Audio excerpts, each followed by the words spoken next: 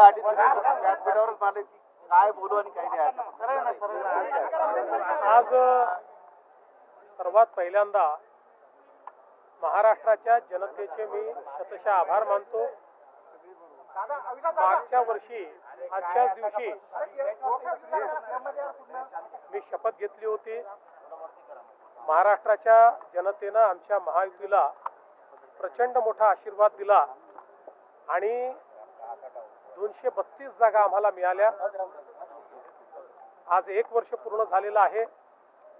या 1 वर्षामध्ये महाराष्ट्राच्या जनतेला विकासाच्या मार्गाने नेण्याचा प्रयत्न आम्ही केलेला आहे. महाराष्ट्राचं प्रशासन हे एका इन्स्टिट्यूशन सारखं बिल्ड करण्याचा आम्ही प्रयत्न केलाय. विकासाची कामं आणि लोककल्याणाच्या योजना या दोन्हीमध्ये कुठेही खंड पडू दिलेला नाही.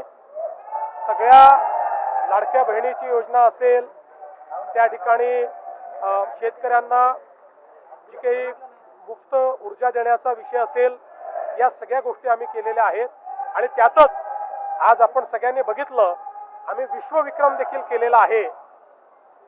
सौर कृषी पंपांमध्ये जी शेतकऱ्यांची लाईफलाईन आहे, शेतीची लाईफलाईन आहे, आज आपण एका महिन्यामध्ये 45,911 पंप लावून गिनीज बुक ऑफ वर्ल्ड रेकॉर्डमध्ये गेलो आहे. आणि सगळ्यात महत्त्वाचं, देशामध्ये 9 लाख पंप लागले, त्यातले 7 लाख पंप एकट्या महाराष्ट्राने लावलेले आहेत. आपण शेतकऱ्यांसोबतचं आमचं इंटरॅक्शन देखील बघितलं. शेतकऱ्यांना दिवसा वीज मिळते आहे, मोफत वीज मिळते. त्यामुळे शेतकऱ्यांमध्ये एक त्या बाबतीत अतिशय समाधान आहे.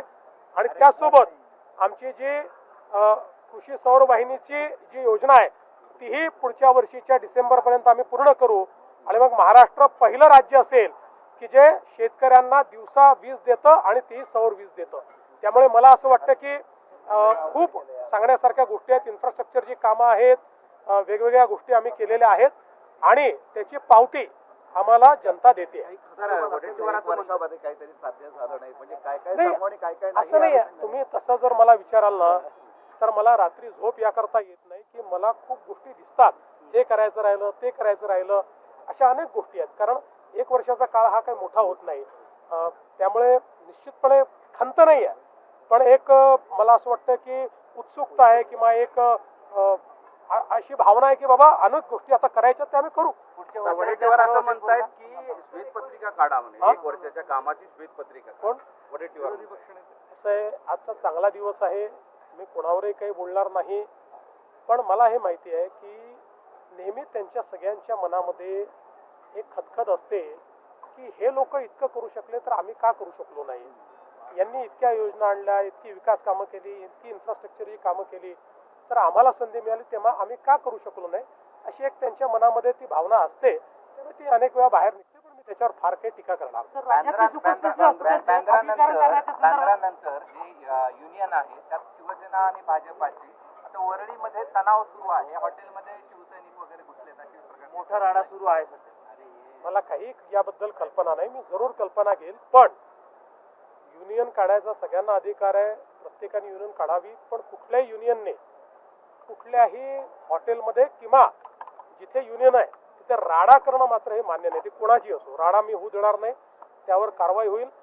युनियन कशाकरता काढायची, तर कामगारांच्या हिताकरता काढायची. पण त्या ठिकाणी जर आस्थापना बंद करणे, तिथे राडा करणे असं होत असेल तर त्याच्यावर कारवाई होईल. राज्यातल्या सुपर स्पेशालिटी हॉस्पिटलचं खासगीकरण केलं जाते, पीपीपी केली जाते. आपण विरोधी पक्षात असताना सांगितलं होतं की मराठवाडा रिझर्वातलं सरकारनं चालवलं पाहिजे, पण आता खासगीकरण कशासाठी केलं जाते? कोणी केलं? कुठलं केलं? असं आहे की मी पहिल्यांदा तर सगळे सुपर स्पेशालिटी आपण चालवतो आहोत, ते कुठेही आपण कोणाला दिलेले नाही आहेत. पण उद्याच्या परिस्थितीमध्ये जर आपल्याला कव्हरेज वाढवायचं असेल तर आपण स्वतंत्र पीपीपीची पॉलिसी आणू शकतो. याचा अर्थ काही आपले सरकारी कोणाला देऊन टाकायचे असं नाही आहे. काही पीपीपी तत्वावर देखील तयार होतील. मुळातला प्रश्न काय आहे, क्वालिटी हेल्थकेअर उभी राहिली पाहिजे आणि त्याच्यामध्ये सर्वसामान्य माणसाला मोफत आपल्या महात्मा फुले जनआरोग्य योजनेतनं उपचार मिळाला पाहिजे. या 2 गोष्टींकडे आपण लक्ष दिलं पाहिजे. त्यामुळे असं काही खाजगीकरण वगैरे कुठलंही नाही आहे.